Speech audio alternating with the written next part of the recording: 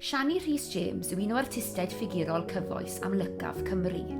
Mae'r peintiad Studio with Gloves, fel llawer o'i gwaith, yn bwerus, emosiynol, dilol, heriol ac amrwd. Hunan bortread ydyw, lle mae'r artist yn ymddangos yn fach, yn boddi bron yn ei stiwdio o'r lawn.